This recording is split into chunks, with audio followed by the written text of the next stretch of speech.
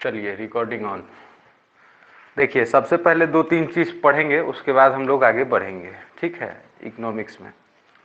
Economics में सबसे पहले हम देखेंगे एक स्टैटिकल डाटा की कैसे कैसे इकोनॉमिक्स शुरू होता है। इकोनॉमिक्स बेसिक तौर पे क्या क्या है। एक होता है इकोनॉमी। इकोनॉमी को हम लोग कहते हैं अर्थव्यवस्था। ठीक है। इकोनॉमी माने अर्थव्यवस्था। अर्थव्यवस्था किसी एक देश का होता है, किसी दूसरे देश का होता है। हर एक देश का इकोनॉमी अलग अलग होता है। दूसरा होता है इकोनॉमिक्स यानी अर्थशास्त्र। ये दो हो जाता है। एक को बोलते हैं मैक्रो इकोनॉमिक्स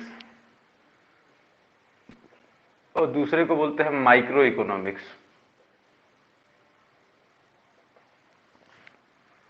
ठीक है। इसमें कोई दिक्कत नहीं होगा। चलिए, अब इकोनॉमी के कई सेक्टर बांट दिए गए। ठीक है। इकोनॉमी को कई सेक्टर्स में बांट दिया गया। जैसे आप इंडियन इकोनॉमी की तरफ बढ़े तो इंडियन इकोनॉमी को तीन सेक्टर में बांटा गया। कौन कौन सा सेक्टर है?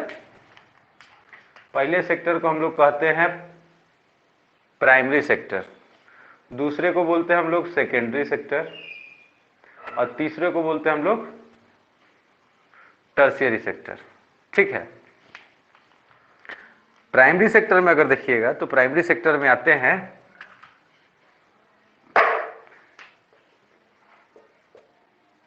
Agriculture and it's related product. जहां दिक्कत हो माइक ऑन करके पूछ लीजिएगा कि हाँ ये चीज समझ में नहीं आ रहा है, ये नहीं कि अब फिर कल के भरोसे। ठीक है। एक होता है प्राइमरी सेक्टर। प्राइमरी सेक्टर में एग्रीकल्चर और एग्रीकल्चर से अलाइड सेक्टर जिसको बोलते हैं वो चीज। सेकेंडरी सेक्टर में आता है मैन्युफैक्चरिंग। सेकेंडरी सेक्टर में आएगा मैन्युफैक्चरिंग और टर्शियरी सेक्टर में आता है सर्विस। ठीक है। तीनों सेक्टर आपस में एक दूसरे से लिंक्ड होते हैं। ठीक है। तीनों सेक्टर आपस में एक दूसरे से लिंक होता है। कैसे लिंक होता है?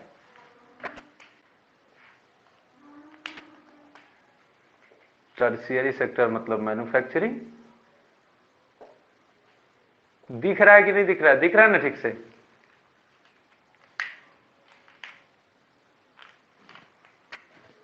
ये होता है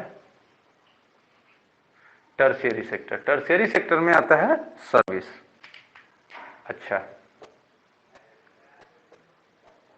सर्विस। अब देखिए manufacturing sector, primary sector, secondary sector. Primary sector मतलब प्राथमिक क्षेत्र, सेकेंडरी सेक्टर मतलब द्वितीय क्षेत्र और टर्शियरी सेक्टर मतलब तृतीय क्षेत्र यानी तीसरा स्टेज किसी भी चीज का अंतिम चरण क्या होगा। तो देखिए primary sector, manufacturing sector. Primary sector में एग्रीकल्चर बेस्ड प्रोडक्ट आएगा। एग्रीकल्चर बेस्ड प्रोडक्ट में तीन तरीके से प्रोडक्शन होगा। एग्रीकल्चर बेस्ड प्रोडक्ट भी आपस में एक दूसरे से लिंक है। तो एग्रीकल्चर में हम लोग ये चीज देखते हैं सबसे पहले कि एग्रीकल्चर हम लोग दो तीन तरीके से करते हैं। एकदम अर्ली टाइम में चलिए, सबसे अर्ली टाइम जब आप देखेंगे जिसको हम लोग बोलते हैं स्टोन एज। स्टोन एज में आप देखेंगे कि कौन सा, जिसको हम लोग बोलते हैं पूरा पाषाण काल यानी एक होता है नियोलिथिक, एक में हाँ पैलियोलिथिक एज में आप देखेंगे तो पैलियोलिथिक एज वाले में जो तीन एज आप लोगों को पता होगा। तीनों एज पता है कौन कौन सा एज होता है? सो स्टोन एज को कितने पार्ट में बांटा गया? स्टोन एज कितने पार्ट में बटा?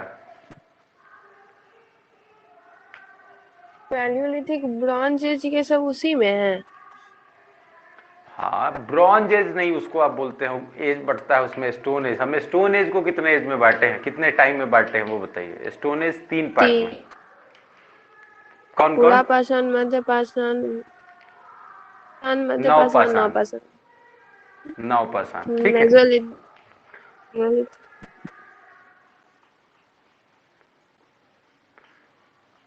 पैलियोलिथिक एज, दूसरा मेसोलिथिक एज और तीसरा नियोलिथिक एज।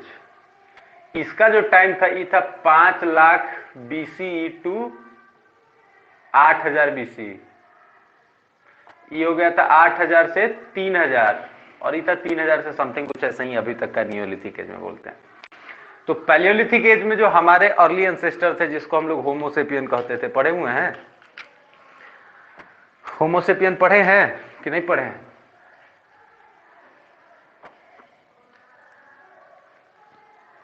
जो ह्यूमंस के अर्ली एंसेस्टर थे, दे वर नोन एज होमोसेपियंस। ठीक है, अब देखिए ये लोग जो है, ये तीनों समय जो है आपस में एक दूसरे से लिंक है। जैसे आप देखेंगे कि पैलियोलिथिक एज में आदमी जो था वो नोमैडिक था। नोमैडिक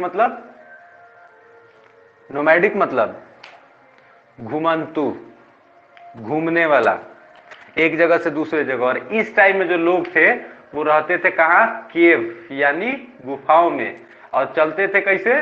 ग्रुप्स में। ठीक है, तो 3 कैरेक्टरिस्टिक्स। इसमें जब आप आइएगा मेसोलिथिक में, तो इसमें से नोमैडिक भी थे, नोमैडिक थे, ठीक है, लेकिन यहां पे एक चीज शुरू हुआ, डोमेस्टिकेशन। ठीक है, और उसके बाद ये लोग जो है डोमेस्टिकेशन, और यहां पे लोग समझने लगा था, एग्रीकल्चर की शुरुआत की थी, लेकिन एग्रीकल्चर शुरू नहीं हुआ था, खेती गृहस्थी रोपने का काम शुरू नहीं हुआ था। अच्छा, सबसे पहले डोमेस्टिकेट किया जाने वाला जानवर कौन सा?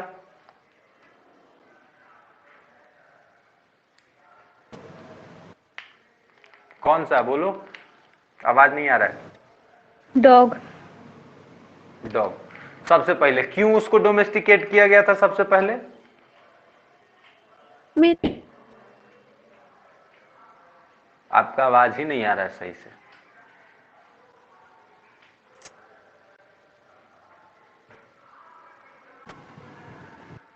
बोलो, सबसे पहले उसको डोमेस्टिकेट क्यों किया गया था? कुत्ते को डोमेस्टिकेट क्यों किया गया? गधा किया जा सकता था, घोड़ा किया जा सकता था, कुत्ता ही क्यों? क्योंकि अगर जब शिकार नहीं कर सके उस समय उसको मार के खाया जा सके। पता नहीं है। सर। कुत्ता को इसलिए डोमेस्टिकेट किया गया कि कुत्ता तो पहला काम हम लोग, फिर वफादार तो बेचारा था ही, तो हमेशा से वही सोचे थे।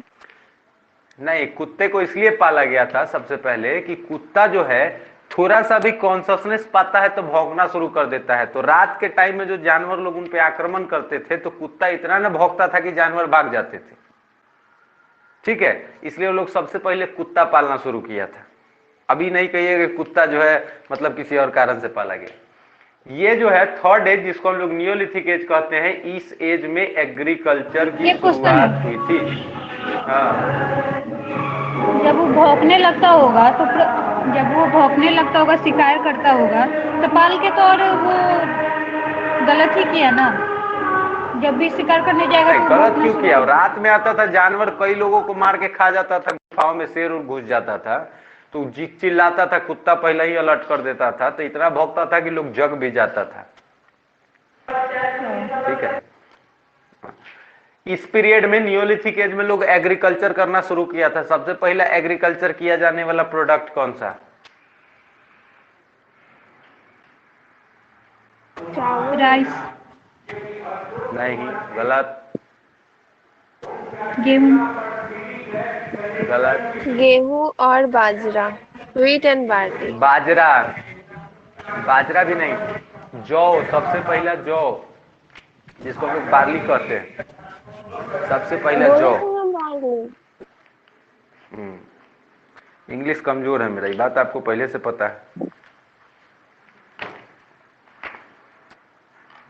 ठीक है, तो हम लोग बस इसी के आधार पे अब चलेंगे। थोड़ा सा इसको ध्यान में इसलिए बता दिया है कि थोड़ा बैक का कुछ रहा हो क्लियर हो जाए।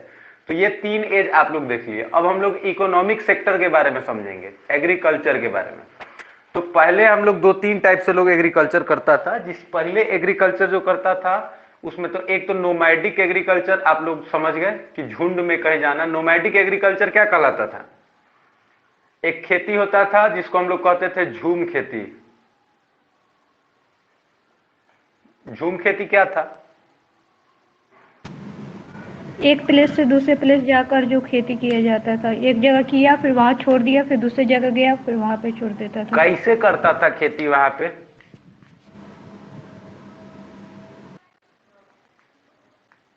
जो जलाने वाला था वो क्या था? एक जगह जो खेती किया फिर जला दिया, दूसरे जगह किया फिर कुछ साल बाद आके वहां पर जो किया, यही है ना?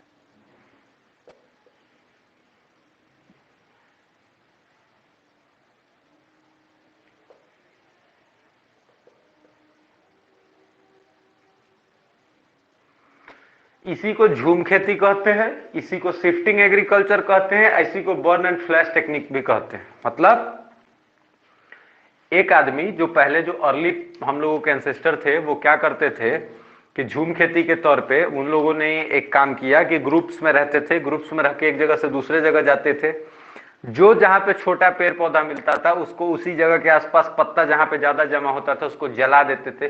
सॉरी, इसको स्लैश एंड बर्न कहते थे, फ्लैश एंड बर्न नहीं, स्लैश एंड बर्न। तो क्या करते थे कि वहां पे उसको जला देते थे, जलाने के बाद में वो राख जो होता था उसको वहीं पे छीट देते थे, तो वो क्या करता था, मैन्योर का काम करता था। वहां पे खेती करते थे, कुछ दिन रहते थे, चले जाते थे वापस, वहां पे पेड़ पौधा उपज जाता था, मिट्टी की फर्टिलिटी प्रभावित नहीं होती थी। क्लियर? तो एक तो ये झूम खेती है। दूसरा हम लोगों का होता है ट्रेडिशनल वे ऑफ फार्मिंग। ये हमारे इंडिया में बहुत ज्यादा फेमस है, traditional way of farming, FARMING, traditional way of farming. Traditional way of farming में क्या किया जाता है कि एक खेत है जिसपे हम भी कर रहे हैं, हमारे दादाजी भी किए, हमारे पिताजी भी कर रहे हैं, सेम टेक्निक, कोई तब्दीली नहीं, that is called traditional way of farming. दूसरा होता है साइंटिफिक वे ऑफ फार्मिंग। ठीक है, scientific way of farming. Scientific way of farming में क्या होता है कि वो टेक्निक जिसमें सरकार के द्वारा बहुत सारी हेल्प आपको मिलती है, जिसमें आप अपने खेती को अपग्रेड कर सकते हैं, आप खेती को कैश क्रॉप में तब्दील कर सकते हैं। कैश क्रॉप समझ रहे हैं, जैसे गेहूं धान आप अपने लिए उपजा रहे हैं, बहुत बड़ा बात नहीं है। मुद्दा ये है कि आप क्या करेंगे, ये मतलब साइंटिफिक मेथड में आप जितना टेक्नोलॉजी का इस्तेमाल कर सकते हैं करेंगे, साथ में सरकार आपको सब्सिडी देगी। आप ट्रेडिशनल वे ऑफ फार्मिंग में आप अपने लिए उपजाते हैं, खाते हैं, जो बचता है उसको बेचते हैं। But scientific way of agriculture में आप अपने लिए तो उपजा ही सकते हैं, उसके साथ साथ आप वैसा काम कर सकते हैं जो बेच सके। कैश क्रॉप की खेती इसमें ज्यादा हो जाती है, इसलिए इसमें सरकार बहुत छूट करती है, बहुत कुछ देती है। ठीक है, तो तीन तरीके की एग्रीकल्चर, झूम खेती यानी shifting agriculture, traditional agriculture, scientific agriculture. किसी को कोई दिक्कत, कोई तकलीफ इसमें? नहीं। चले अब आगे बढ़ते हैं। तो खेती के बारे में आप लोग समझ गए, यानी प्राइमरी एक्टिविटीज के तौर पे समझ गए। चलिए अब समझते हैं हम लोग सेकेंडरी थोड़ा सा, तब हम लोग इसको फिर विस्तार से समझेंगे कि सेकेंडरी सेक्टर में क्या होता है। थोड़ा इसको साफ से लिख देते हैं ताकि काम करे, है ना।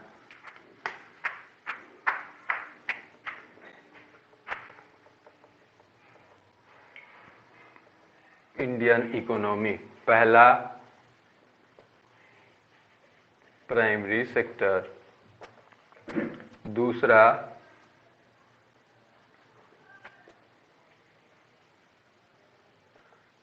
सेकेंडरी सेक्टर और तीसरा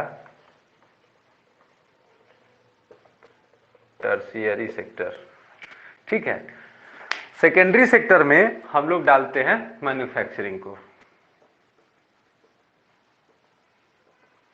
मैन्युफैक्चरिंग सेक्टर को। अब मैन्युफैक्चरिंग सेक्टर जिसको हम लोग हिंदी में कहते हैं विनिर्माण क्षेत्र, विनिर्माण क्षेत्र के दो तीन चीजें होती है, दो तीन चीजों की पहलू होती है।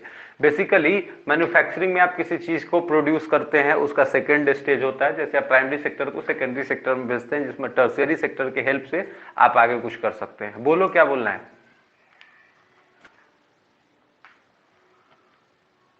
क्या पता नहीं, अपने हो गया है, हमने किया कुछ।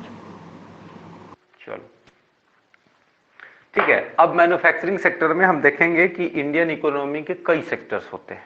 ठीक है, इंडियन इकोनॉमी के कई सेक्टर्स होते हैं, तो उसमें हम लोग स्केल बांटे हुए हैं। जो सेक्टर्स है इकोनॉमिक सेक्टर्स, जिसमें हम लोग बोलते हैं कि जिसको आप एफिलिएशन देते हैं कि हाँ ये किस टाइप का बिजनेस है, ये किस टाइप का बिजनेस है, ये किस टाइप का बिजनेस है, that is known as MSME, जिसको हम लोग सबसे पहले इसी का नाम आता है एमएसएमई।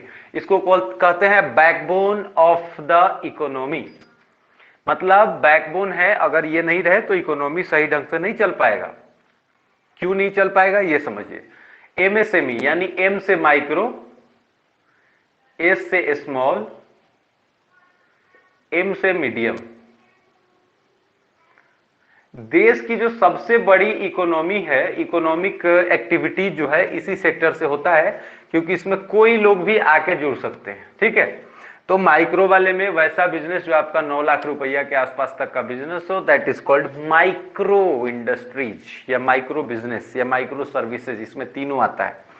तो माइक्रो कैटेगरी में डाला गया कि वैसा बिजनेस जिसमें आप 9 लाख रुपया तक खर्चा किए हो, दैट इज कॉल्ड माइक्रो। फिर आप कहेगा कि इसमें मतलब 50 लाख 25 लाख या 20 लाख के आसपास तक इसका स्लैब बनाया हुआ है, तो वो स्मॉल कहलाएगा। अगर आपका इन्वेस्टमेंट 50 लाख से ऊपर है, दैट इज कॉल्ड मीडियम। क्या हुआ?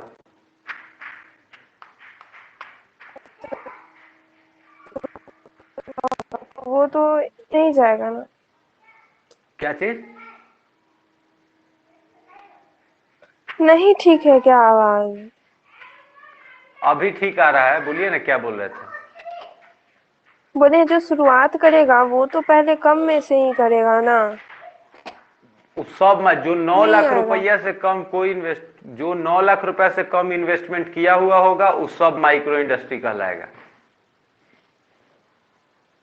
वो चाहे 10,000 किया हो, चाहे 5,000 किया हो, चाहे 1,000 किया हो, उससे मतलब नहीं है। जो 9 लाख रुपया तक इन्वेस्ट करेगा, they are all known as micro. अब इसके बाद आता है heavy industry. Heavy industry, heavy industry में हम लोग लगाते हैं किसके? Steel plant, iron industries. ठीक है, ऐसी चीजों को हम हेवी इंडस्ट्री में रखते हैं। तो भारतीय मैन्युफैक्चरिंग सेक्टर में आप डालेंगे micro, small, medium and heavy enterprises, ये सारी चीजें आती है इसमें। अब आप इन्वेस्टमेंट के दौर से थोड़ा सा बाहर चलिए।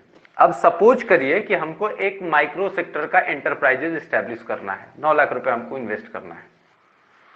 9 लाख रुपए इन्वेस्ट करने के लिए हमको क्या क्या करना पड़ेगा, यानी 9 लाख रुपए हमको इन्वेस्ट करना है। मेरा टारगेट है कि हमको एक फैक्ट्री स्टैब्लिश करना है एंड हमारा जो टोटल एक्सपेंडिचर होगा वो 9 लाख रुपए के आसपास होगा। तो किसी फैक्ट्री को या किसी बिजनेस को स्टैब्लिश करने के लिए हमको क्या क्या क्राइटेरिया रखना पड़ता है, क्या क्या चीजों को हमको मेंटेन करना पड़ता है। सबसे पहले ये चीज, तो पहले इसका सेकेंडरी सेक्टर का जो मैन्युफैक्चरिंग सेक्टर में है वो क्या क्या लगता है वो समझिए ध्यान से। हमको एक क्या खोलना है? Manufacturing unit.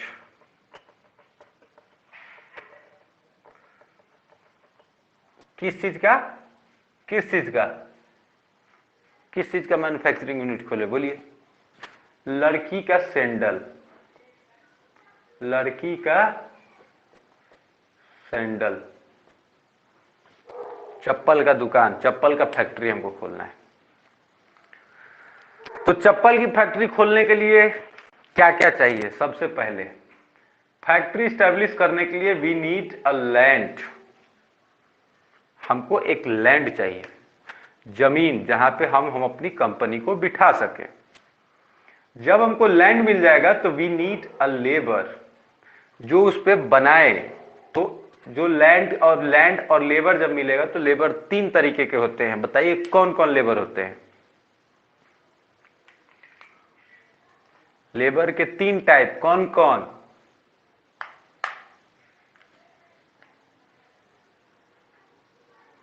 इसमें भी 3 टाइप होते हैं। क्या? है क्या बोले हैं? मशीन ये सब जो रहेगा वो क्या चीज में आएगा? अरे बता रहे हैं, काहे आराम से परेशान हो रहे हैं? आराम से सुनिए, हम सुना तो रहे हैं, इतना प्यार नहीं से हमको पढ़ा रहे वहां हैं, अब क्या चाहिए? लेबर। अरे हम पढ़ा रहे हैं, देखिए ध्यान से सीखिए, थोड़ा सा इकोनॉमिक्स पढ़ लिए इसलिए पढ़ा रहे हैं। लेबर 3 टाइप का। पहला लेबर होता है अनस्किल्ड, दूसरा होता है सेमी स्किल्ड और तीसरा होता है स्किल्ड। ठीक है, तो लेबर के कितने टाइप? 3। बोलो बच्चों, लेबर के 3 type, 3। Unskilled, semi skilled, skilled. Unskilled, semi skilled, skilled माने क्या? एक ऐसा बच्चा, सपोज करिए कि हम एक टीचिंग प्रोफेशन में हैं और हमको टीचिंग प्रोफेशन में पढ़ाते हुए लगभग 10 साल हो गए, तो I can B skilled teacher. ठीक है, हमको पूरा उसका दांव पेच ताम तिकड़म सब पता है, दैट इज कॉल्ड स्किल्ड। हमको बिल्कुल कुछ नहीं पता है, हम पढ़ाने का शुरुआत करना चाहते हैं, किसी स्कूल में गए, बोले कि सर हमको पढ़ाने का चांस दिया जाए, हम आपके यहाँ बच्चों को पढ़ाएंगे, ऐसे ऐसे बात। तो पूछेगा have you any experience? My answer will be no. तो I can be the first category of labour known as unskilled labour. ठीक है। दूसरा होता है सेमी स्किल्ड, मतलब हम पढ़ाए तो हैं but for a short term, यानी शॉर्ट पीरियड ऑफ टाइम हम उस पर खपाए है, 2, 4, 6 महीने, साल भर का, that can be semi skilled. मतलब हमको पता है लेकिन पूरा हम उसमें एक्सपर्टाइज नहीं रखते हैं, तो हमारा थोड़ा सा है, that is called semi skilled. तो सबसे कम वेतनमान किसी का होता है तो वो होता है अनस्किल्ड का, उससे थोड़ा ज्यादा सैलरी देना पड़ता है सेमी स्किल्ड को। ये आपके यहाँ काम मांगने आएगा, ये भी काम मांगने आएगा, ये अगर मांगने आएगा, ये मांगने भी नहीं आएगा, इसको आपको ढूंढना पड़ेगा स्किल्ड लेबर को, इसको आप ढूंढेंगे, इसका इसका सैलरी आप तय करेंगे, इसका सैलरी आप तय करेंगे, ये अपना सैलरी खुद तय करेगा, हम इतना लेंगे, देना है तो दीजिए, नहीं देना है आप अपना काम करवा लीजिए। दैट इज कॉल्ड तो आप थर्ड में? एक्सपीरियंस। हम थर्ड में हैं, हमारा तो बहुत ज्यादा मन बढ़ गया हुआ है ना, थर्ड में है। तो अनस्किल्ड, सेमी स्किल्ड, स्किल्ड। ठीक है, कोई दिक्कत नहीं। तीसरा पार्ट आता है लैंड लेबर, अब आएगा कैपिटल। क्या आएगा? कैपिटल, अर्थात पूंजी। What is the difference between money and capital? ये हम आप लोगों को बीच में बताए थे, याद होगा शायद। बताइए difference between money and capital. Money मतलब जो भी मेरे पास कैश है, पर कैपिटल हुआ जैसे मेरा घर जो हुआ, हमारे पास जो है वो एसेट के मेरा रूप में, एसेट के रूप में वो कहलाएगा कैपिटल। तो कैपिटल में हमारे पास 2 तरीके के कैपिटल होते हैं। कैपिटल के कितने type? 2 type. First capital is called fixed capital और second capital is called working capital. बच्चों दिखाई दे रहा है फिक्स्ड कैपिटल और वर्किंग कैपिटल? अब सवाल उठता है कि भाई साहब फिक्स्ड कैपिटल और वर्किंग कैपिटल क्या है? What is the meaning of fixed capital and working capital? बताना चाहेंगे क्या? कुछ बताने की इच्छा है कि फिक्स्ड कैपिटल और वर्किंग कैपिटल से क्या समझते हैं? EMI ये सब पे होगा वो वर्किंग होता होगा। गलत गलत, पाप लगेगा पाप। रोजी बताओ, बोलो।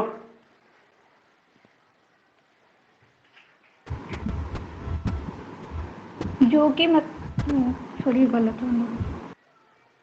अरे पहले बोलो तो भाई। अगर कोई चीज पे फिक्स होगा कि इतना ही लगेगा, वो जैसे कोई सामान लिए तो इसका रेट ये है, फिक्स है, तो वो फिक्स हो गया। और उस पे लेबर चार्ज जो बढ़ जाता है उसको वर्किंग शायद बोलते हैं। ना, गलत। इसको हम 3 टाइप में बांटते हैं, फिक्स्ड कैपिटल, वर्किंग कैपिटल और एक का नाम और दे देते हैं जिसको हम लोग कहते हैं ह्यूमन कैपिटल। अब चलिए अब समझते हैं एक एक करके कि तो फिक्स्ड कैपिटल क्या होता है। मतलब कोई पूछेगा तो 3 कैपिटल हुआ।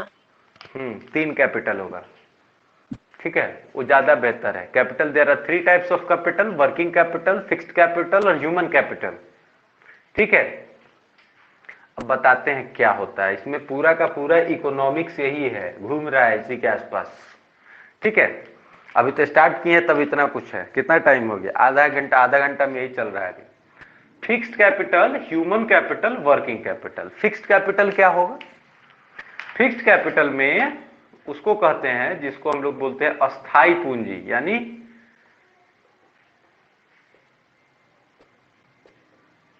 अस्थाई पूंजी मतलब एक बार लग गया तो कई सालों तक वो जो है हमारे लिए पैसा के तौर पे रहे, लेकिन not in the form of cash. Suppose that आपका जो बात था कि मशीनरी को किस में रखेंगे, तो machinery is my fixed capital. वैसा पूंजी जिसमें एक बार हम पैसा लगा दें तो कुछ सालों के लिए इत्मीनान से बैठे। सपोज करिए कि मेरे पास बाइक है, मैंने बाइक में पैसा लगा दिया, that is called fixed capital. समझ में आई बात?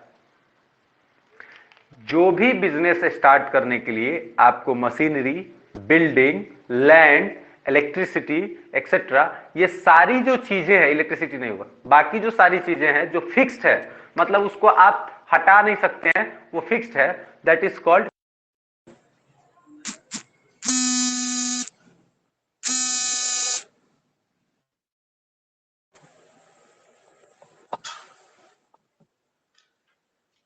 ठीक है। कोई दिक्कत? आवाज गूंज रहा है। समझ में आ रहा है? आवाज जा रहा है कि नहीं जा रहा है? हाँ ठीक है। आपका नहीं आ रहा है।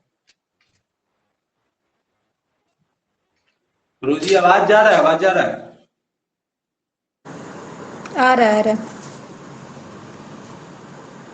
अच्छा, इधर निकल गया आवाज, ब्लूटूथ से डिस्कनेक्ट हो गया क्या?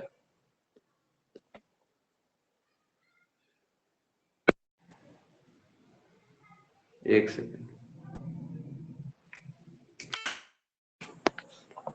अब बोलो।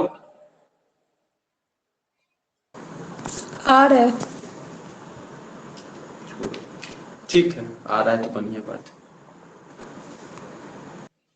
अब देखो होगा क्या, हम लोग इसमें देखते हैं कि वैसा कैपिटल जिसमें हम अपना एसेट, वैसा एसेट जिसमें हम अपना पैसा लगाते हैं पहले, इनकम होता है बाद में। जैसे मशीन खरीदेंगे पहले तो प्रोडक्शन होगा बाद में, सेल होगा थर्ड स्टेज में, इनकम होगा चौथे स्टेज।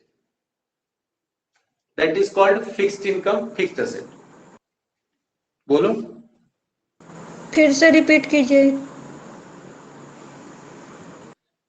मतलब फिक्स्ड कैपिटल का अर्थ ये होता है कि किसी भी बिजनेस को स्टार्ट करने में लगाई जाने वाली पूंजी सबका सब फिक्स्ड एसेट का हिस्सा है। जैसे तुम अपना ही एग्जांपल ले लो, ठीक है, तुम्हारे में तो फिक्स्ड एसेट जैसा कुछ होगा नहीं, ज्यादातर क्या होगा तुम्हारे में फिक्स्ड एसेट, कोई मशीन हो गया, वेटिंग मशीन हो गया, तुम्हारे पास घर जो बनाई होगी गोदाम, वो फिक्स्ड एसेट है। ऐसा थोड़ी कि गोदाम जो है एक बार बना के फिर अगले महीने में दूसरा जगह, उसके अगले महीने में तीसरा जगह, ऐसा होता है क्या? गोदाम तो तुम्हारा फिक्स है, that is called fixed asset. ठीक है, उसको बेचने के लिए हम जो गाड़ी लेके जाए, गाड़ी खरीदे हुए, that is called fixed asset. वैसी संपत्ति जिसको हम बार बार मूव न करा सके, that is called fixed asset. अब अगला समझ लो, उसके बाद क्लियर हो जाएगा। अब एक होता है वर्किंग कैपिटल।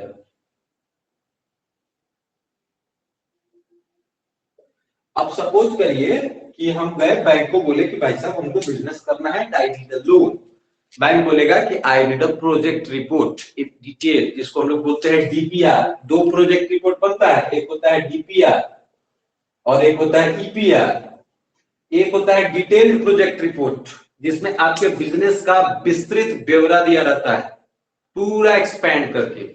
एक होता है एस्टिमेटेड प्रोजेक्ट रिपोर्ट, जिसमें ये प्रोजेक्ट किया जाता है कि ये अनुमान है कि अगले 5 साल में हम अपने बिजनेस को यहां से यहां तक ले जा सकते हैं, दैट इज कॉल्ड, उसमें जो दिखाएंगे that is called estimation and known as estimated project report.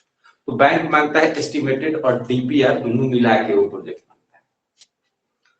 जब हम बैंक को देने जाएंगे तो बैंक पूछेगा कि कितने का लोन चाहिए। तो सपोज करिए कि हमने बैंक को बताया भाई साहब हमको 10 लाख रुपए का लोन चाहिए। बैंक ने कहा कि ठीक है, इसमें से आपको फिक्स्ड कैपिटल कितना चाहिए। फिक्स्ड कैपिटल जैसे ही बैंक पूछेगा, उसके पूछने का अर्थ ये होता है कि आपका कितना पैसा लैंड पे खर्चा होगा, कितना पैसा बिल्डिंग बनाने में खर्चा होगा, कितना पैसा मशीन में खर्चा होगा, मतलब वैसा खर्चा जो लगा दें आप, वो फिक्स हो जाए। तो आप कहेंगे कि भाई साहब 10 लाख रुपया में से 6 लाख रुपया हम खर्चा करेंगे, हम अपना काम तिकड़म जो लगाना है उसमें, that is called fixed asset. अब पूछेगा कि वर्किंग कैपिटल, तो स्वाभाविक सी बात है कि 10 लाख का लोन मिलने देगा, 6 लाख रुपया हमको अगर फिक्स लगाना है 4 लाख रुपया हमको वर्किंग कैपिटल लगेगा। अब 4 लाख रुपया वर्किंग कैपिटल कहने का मतलब ये है, इस 4 लाख रुपए से हम मंगाएंगे क्या क्या, रॉ मटेरियल, मतलब सामान खरीदेंगे, फिर बेचेंगे, फिर खरीदेंगे, फिर बेचेंगे, वो हमारा चालू पूंजी होगा, दैट इज कॉल्ड क्या चीज, वर्किंग कैपिटल। फिर हमको हर महीने महीने लेबर को सैलरी देना पड़ेगा, ये भी जो है वर्किंग कैपिटल का हिस्सा है। अरे 2 मिनट रुको ना भाई, पहले पहले सुनो तो, एक स्टेप सुन लो उसके बाद। अब क्या करेंगे हम, उसमें लेबर को कॉस्ट देंगे, लेबर कॉस्ट, ये वो दिस दैट, जो हम अपना डेली का खर्चा है, मतलब पैसा हमको चाहिए उसमें कैश में ट्रांजेक्शन करने के लिए या बैंक अकाउंट से ट्रांजेक्शन करने के लिए, वो वर्किंग कैपिटल कहलाता है, यानी कार्यशील पूंजी, यानी काम करने के लिए जो पैसा चाहिए वो। 6 लाख रुपया हमने अपने सामान में एसेट में फिक्स कर दिया, वो प्रोडक्शन करेगा, तो भाई किस चीज का करेगा, जब तक हम रॉ मटेरियल कुछ नहीं देंगे प्रोडक्शन होगा। सपोज करो कि हम लोग लड़की के सैंडल का बिजनेस कर रहे थे, तो सैंडल बनाने वाला एक मशीन लाके रख दिए, that is called fixed capital. But हमको क्या चाहिए उसके लिए, चप्पल के लिए लेदर चाहिए, लकड़ी का सोल चाहिए, तो ये सब ऐसा थोड़ी कि एक ही बार खरीद के रख दे और कभी खत्म ही ना हो, वो तो हमको रेगुलर चाहिए। हो सकता है कि लड़की सबका फिर कुछ नया पसंद बदल गया हो, तो नए तरीके का हमको सामान मंगाना पड़े, that is called working capital. Fixed capital मतलब मशीन वसीन एक्सेट्रा एक्सेट्रा, ठीक है। अब सवाल उठता है कि ह्यूमन कैपिटल क्या होता है, मानव पूंजी क्या होता है। जो आपके पास आपका लेबर है वो ह्यूमन कैपिटल है। अब ह्यूमन कैपिटल को हम कैसे मजबूत कर सकते हैं, ह्यूमन कैपिटल को मजबूत करने के 3 तरीके होते हैं। सपोज करिए कि हम एक इंडस्ट्री चला रहे हैं, और इंडस्ट्री चलाने में हमारे यहाँ लेडीज और जेंट्स दोनों लोग रहते हैं, ठीक है, लेडीज और जेंट्स दोनों लोग रहेंगे। अब क्या होगा उसमें, जैसे ही लेडीज और जेंट्स दोनों लोग रहेंगे, सपोज करिए कोई लेडीज प्रेग्नेंट है, ठीक है, अगर हम उसको सही ढंग का इन्वायरमेंट नहीं देंगे या उसको मैटरनिटी लीव नहीं देंगे, तो क्या वो हमारे यहाँ वापस काम करने आएगी, या अगर हम उस अवस्था में उससे काम करवाएंगे कहीं मर जाएगी तब तो हमारे ह्यूमन बात हो गया। कोई लेबर है, उससे हमको 8 घंटा मजदूरी करवाना है, हम 8 घंटा मजदूरी करवा रहे हैं, वो फिट लेबर है, उसके पास सारा चीज है, वो फिट है, पूरे हेल्दी है, पढ़ा लिखा है, तब जाके वो हमारा काम सही ढंग से कर सकता है। अगर कोई हमारे पास इलिटरेट वर्कर है, तो हमारा काम वो ऑफिशियल वर्क नहीं कर सकता है, वो बस इलिटरेसी वाला जितना काम हो सकता है वो कर सकता है, लेकिन ऐसा काम नहीं कर सकता है कि हमारे ऑफिस का संभाल ले, हमारा चेक देख ले, हमारा बैलेंस शीट देख ले, ये उसके बस का नहीं। तो जिसको हम पैसा देते हैं, उसमें अगर हमारे पास जो लेबर स्किल्ड है, जो हमारे उसके हेल्प से हम आगे बढ़ सकते हैं, वो ह्यूमन कैपिटल कहलाता है, वो भी हमारे पूंजी का एक हिस्सा है। जितना अच्छा वर्किंग कंडीशन, जितना अच्छा ह्यूमैनिटेरियन इन्वायरमेंट, उतना ही अच्छा हमारा प्रोडक्शन। स्टाफ मन से कब काम करेगा, जब हम उसको वैसा इन्वायरमेंट देंगे। अगर हम उसको, एक तो वो बीमार है, बुखार में है, और उसको हम कहें कि तुमको 12 घंटे ड्यूटी करना ही करना है, वो करेगा नहीं करेगा, वो कभी नहीं करेगा। वो सपोज करिए कि वहां पे उसके साथ कुछ हो जाता है, तब तो बड़ा नुकसान हो जाएगा।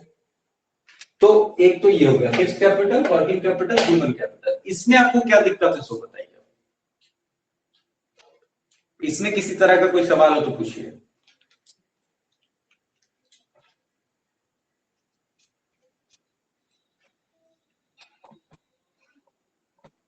समझ में आ रहा है कि नहीं आ रहा है,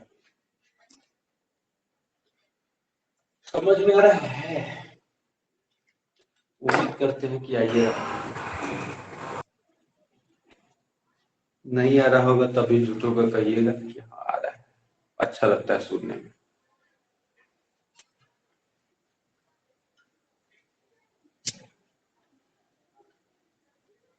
एक सेकंड, अब हम लोग आएंगे किस पे, इकोनॉमी के मैन्युफैक्चरिंग सेक्टर से थोड़ा सा हटेंगे, तब हम लोग अभी आएंगे सर्विस सेक्टर। चलिए, इसमें किसी को कोई दिक्कत, लैंड लेबर कैपिटल तीनों में कोई दिक्कत, समझ में आई, लैंड लेबर कैपिटल में कोई दिक्कत, तुम्हारा आवाज नहीं आ रहा है, फिर से बोलो। समझ में आ गया। अच्छा ठीक, बढ़िया बात। आवाज चलो, आपका ही खराब है। आवाज आ रहा है सबका। तुम्हारा रुक के आ रहा है लेकिन। एक मिनट। हाँ, और तुम्हारा ठीक था। क्या हो रहा है?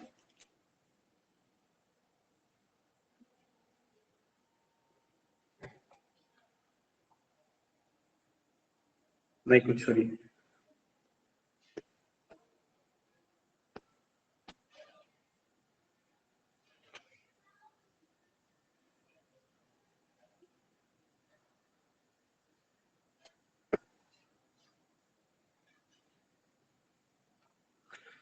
ठीक, चलिए अब आगे बढ़ते हैं हम लोग।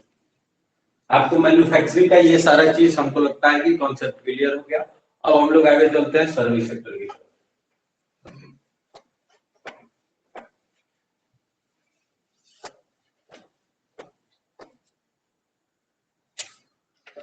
सर्विस सेक्टर का भी सेम हाल है, सर्विस सेक्टर में भी कोई तब्दीली नहीं है, ठीक है, जिसको हम बोलते हैं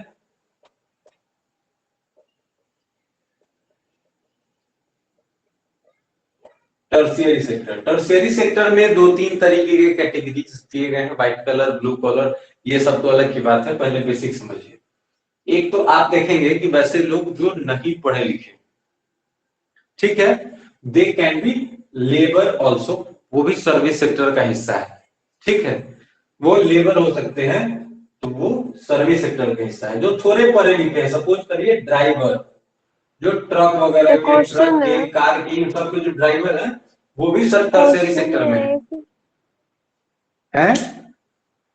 क्वेश्चन ये जो लेबर है वो टर्शियरी सेक्टर में क्यों है? ये तो हो गया ना हाँ, तो सेकेंडरी सर्विस में। प्रोवाइड कर रहा है तो टर्शियरी सेक्टर में ही होगा ना। तो सेकेंडरी में तो आ ही गया ह्यूमन कैपिटल में। ह्यूमन कैपिटल में आ गया, मानव पूंजी का वो हिस्सा है, लेकिन हिस्सा टर्शियरी सेक्टर का है, तो सर्विस दे रहा है ना। उस सर्विस नहीं देगा, उसमें कहने का मतलब ये है, उसमें कंडीशन दिखाया गया कि आपको आपका लेबर कैसा चाहिए, लेकिन वो है सेकेंडरी सेक्टर का हिस्सा। उसके बाद आप देखिए, एक हो गया खूब पढ़ा लिखा लोग, जो पूरा that can be doctor, engineer, है ना, प्रोफेसर एक्सेट्रा। ये लोग जो है क्या करते हैं, इन दोनों की अपेक्षा इन लोगों पे देश की इकोनॉमी का ज्यादा जिम्मेवारी होता है। एक प्रोफेसर अपने हिसाब से अगर बच्चे को सही ढंग से पढ़ाता है,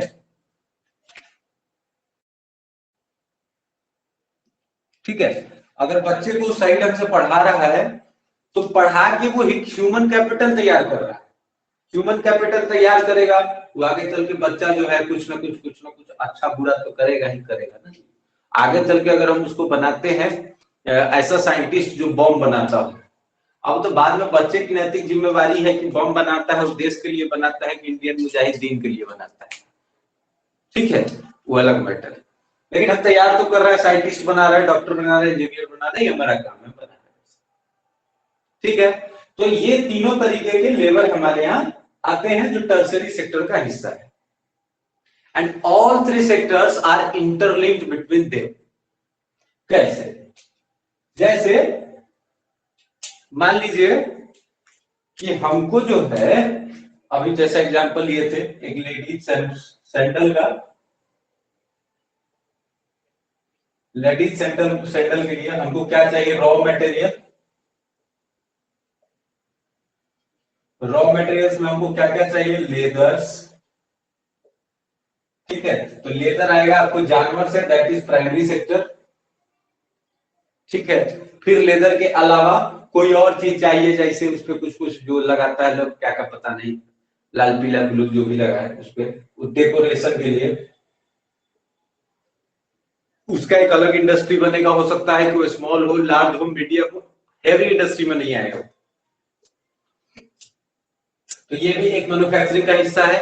इसलिए मैन्युफैक्चरिंग का हिस्सा है कि एक बड़ी इंडस्ट्री के नीचे बहुत सारे छोटे इंडस्ट्रीज डायरेक्टली और इनडायरेक्टली वर्क करते हैं, ठीक वैसे ही डेकोरेशन के लिए वो आएगा तो अपना कंपनी बनाएगा, वो सप्लाई करेगा रॉ मटेरियल के तौर पे, तो इसमें चाहिए।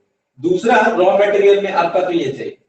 फिर आएगा आपके पास क्या चीज, टर्शियरी सेक्टर कैसे, फिर जब जाएगा फैक्ट्री में तो यहाँ पे इसको करेंगे मैन्युफैक्चरिंग। मैन्युफैक्चरिंग में हम लगाएंगे बड़ी बड़ी मशीन।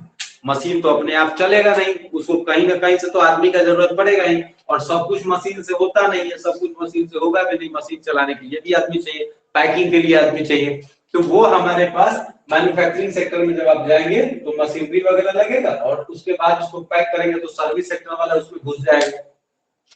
सर्विस सेक्टर वाला मशीन चलाएगा, पैक करेगा, वही सर्विस सेक्टर वाला गाड़ी से दूसरी जगह पहुंचाएगा, ट्रांसपोर्टेशन का खर्चा।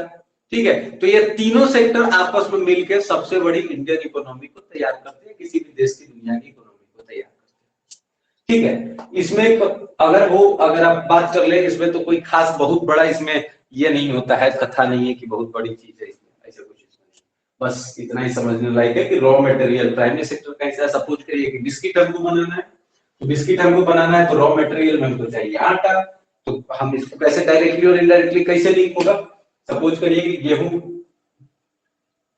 गेहूं का प्रोडक्शन कर रहा है किसान, तो ये हो गया प्राइमरी सेक्टर। अब जो है कंपनी बनी, कंपनी बोली कि भाई साहब हम आटा पिसाया लेंगे, मतलब हमको आटा पीसने का झमेला नहीं रखना, हमारे पास डायरेक्ट हम प्रोडक्शन करेंगे। तो एक और, अब ये प्राइमरी सेक्टर की वजह से क्या होगा कि कोई छोटे छोटे लोग, किसान सोचेगा कि हम व्हीट के अलावा डायरेक्ट उसको जो है फ्लोर का प्रोवाइड करा दे, तो छोटे छोटे लेवल पे जो किसान होंगे, तो छोटे छोटे लेवल के किसान क्या करेंगे, आटा चक्की बिठाएंगे। आटा से तो एक क्या होगा कि एक से दूसरा इंटरलिंक होने लगा।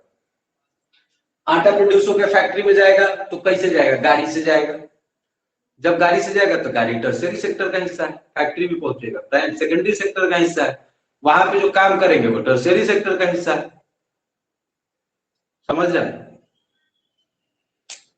समझ रहे हैं कि नहीं, कि दिक्कत हो रहा है कुछ।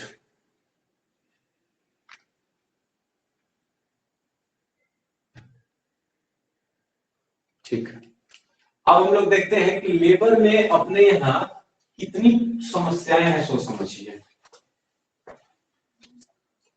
एक वर्ड आता है जैसे स्किल्ड वर्कर वगैरह वगैरह, तो हम आपको बता दिए। एक होता है डिसगस्ट लेबर।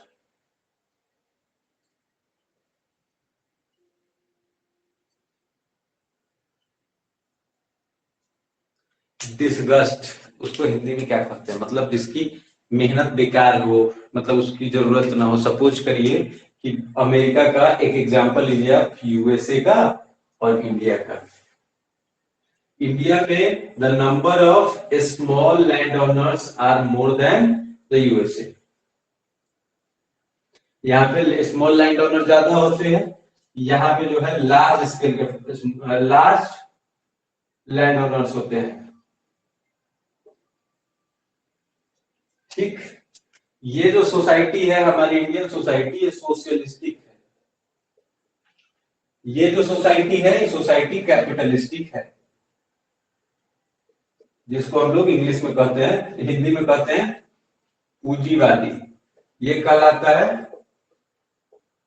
समाजवादी। ठीक है, अच्छा, पूंजीवादी और समाजवादी दोनों में क्या डिफरेंस है?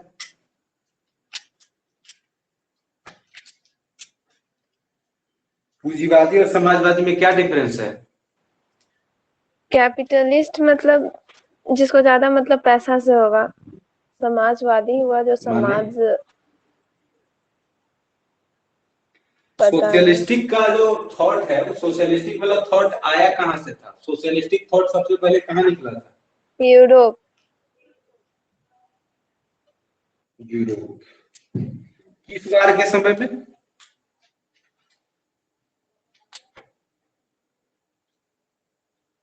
यूरोप में कैसे पहुंचा सोशलिस्टिक थॉट? रशिया के टाइम, रशियन रिवॉल्यूशन में। रशियन रिवॉल्यूशन में कैसे पहुंचेगा थॉट? था ना उस टाइम बहुत सारा क्या बोलते हैं उसको, फिलोसफर ये सब हुआ था।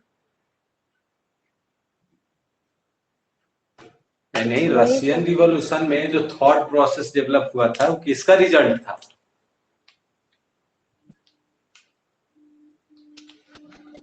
वहाँ का समाज पहले फ्रेंच से रिवॉल्यूशन का था। रिजल्ट था, फ्रेंच के बाद जाके फैला हुआ था रसिया में। चलिए, तीन तरीके से हम लोग अपने यहाँ अगर देखेंगे आप, तो पहले तो ये समझिए कैपिटलिस्टिक सोसाइटी उसको कहते हैं जो देश पूंजीवादी व्यवस्था पे यानी पैसा पे ज्यादा फोकस करता है, that is called capitalistic society. वहां का बड़ा बड़ा चीजों का डिसीजन जो है वो बड़े बड़े प्रोडक्शन करने वाले लोग यानी कैपिटलिस्टिक लोग गवर्नमेंट को प्रिस्क्राइब करते हैं, गवर्नमेंट उसके अकॉर्डिंग काम करती है, that is called capitalistic society. दूसरा ये है अपने यहाँ सोशलिस्टिक सोसाइटी। सोशलिस्टिक का मतलब होता है कि हम समाज को मिला के चलते हैं, हमको समाज से कोई तकलीफ नहीं है, समाज जिस तरीके से काम करना चाहे कर सकता है, ठीक है। अब देखिए दो तीन और एक वर्ड आएगा आपको आगे में पढ़ने के लिए, हिस्ट्री में पढ़ेंगे। एक का नाम होता है रेडिकल, दूसरे का नाम होता है लिबरल, तीसरे का नाम होता है कंजर्वेटिव। ये सब इसमें पढ़ना है, इकोनॉमिक्स में। सोशलिस्टिक, ठीक। क्या बोल रहे हैं, बोलिए। इकोनॉमिक्स में पढ़ना है ये। नहीं इकोनॉमिक्स में नहीं पढ़ना है, हिस्ट्री में पढ़ना है तो इसी समय समझा दे रहा है, बात नहीं करना। जरूरी थोड़ी है कि इकोनॉमिक्स पढ़ा रहे तो इकोनॉमिक्स से खाली चले और कोई उसमें बातें ना हो, ऐसा आवश्यक नहीं है। चल रहे हैं तो सब साथे लेके चलेंगे, ठीक है। इंडिया के कॉन्टेक्स्ट में एक लाइन इसमें और बढ़ जाता है, उसको बोलते हैं हम लोग गांधीयन थॉट यानी गांधीवादी विचारधारा, ठीक। फिलहाल इस पे हम लोग आगे चलेंगे तो बताएंगे, फिलहाल इस पे देखिए आप क्या होता है अपने यहाँ लेबर। एक तो अपने यहाँ एम्प्लॉयमेंट की कमी है, एम्प्लॉयमेंट की कमी के कई कारण हो सकते हैं, लोगों की अपनी अपनी विकास की अवधारणाएं हैं और लोग उसके अकॉर्डिंग अपना थॉट प्रोसेस डेवलप करता है, उस पर कमेंट करना ठीक नहीं। फिर भी थोड़ा सा समझिए कि जैसे आप देखते हैं कि कई तरह का एक खेत है, एक पारिवारिक खेत है, खेत में एक ही परिवार के लोग जाते हैं लेबर करने, मतलब मजदूरी करने, कोई और नहीं, बहू लगी हुई है, सास लगी हुई है, ससुर लगे हुए हैं, हस्बैंड लगे हुए हैं, देवर लगा हुआ है, बच्चा लगा हुआ है, सब लगा हुआ है, जमीन इतना जमीन, ठीक है। उसमें से कई ऐसे लोग होंगे जो जॉब करने की इच्छा रखते होंगे, एजुकेशन उतनी नहीं होने की वजह से खेती में डेवलप करते होंगे, तो उनका वहां होना जायज है। दूसरा वैसे उसमें भी होंगे जो पढ़े लिखे होंगे लेकिन नौकरी न मिलने की वजह से अपने घर के लोगों का हाथ बटाते होंगे, ठीक है। अब सपोज करिए कि 10 कट्ठा खेत हुए और 10 कट्ठा खेत को रोपने सोहने कोरने में लोगों का लगभग 25 आदमी लगा हुआ, जरूरी है क्या? 10 कट्ठा खेत में 25 आदमी का जरूरी है? नहीं।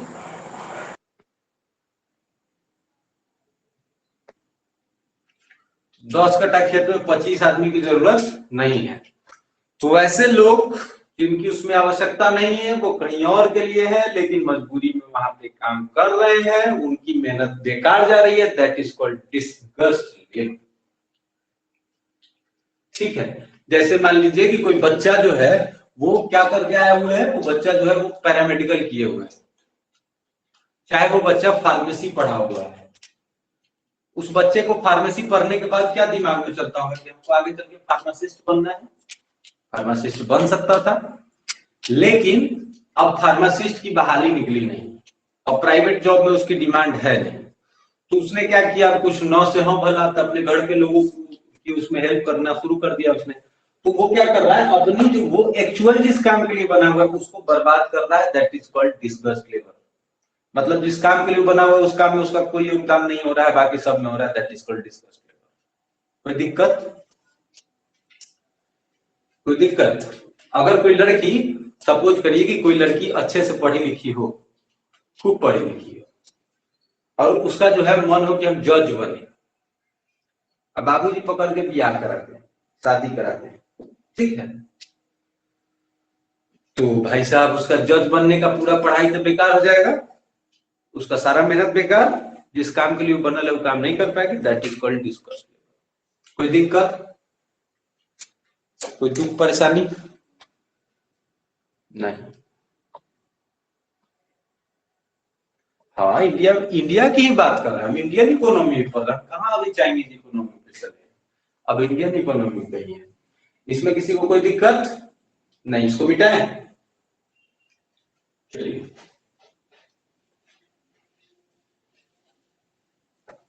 तो अब इस सब मुद्दा पढ़ने के बाद हम लोग एक चीज सीखे, एक चीज समझे कि भाई साहब इसका एक और अल्टीमेट कारण है जिसमें हम डिस्कस लेवल करते हैं, उसका नाम है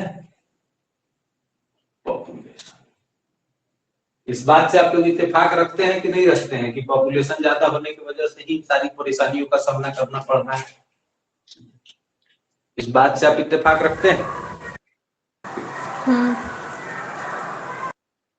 चलिए, अब पॉपुलेशन के लिए क्या करना है। अच्छा, एक और बात बताते हैं, पॉपुलेशन वाले में भी आगे पढ़ेंगे तो हम चलेंगे। बच्चे दो ही अच्छे, बच्चे दो ही अच्छे, ऐसा किताब में लिखा हुआ है। हकीकत से इसका कोई लेना देना नहीं। सीरियल में देखते हैं, सीरियल में लिखता है कि इस चलचित्र की सभी घटनाएं काल्पनिक है, इसका सत्यता से कोई लेना देना नहीं है।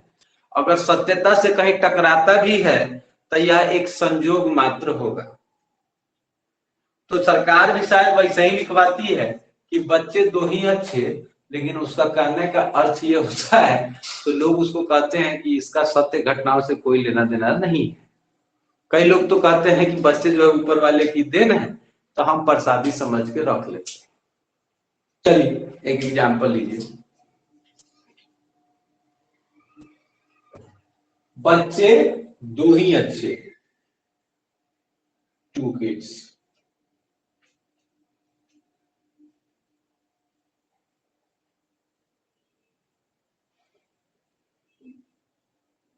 ठीक है, ठीक है, चले एग्जाम्पल सुनिए धीरे धीरे।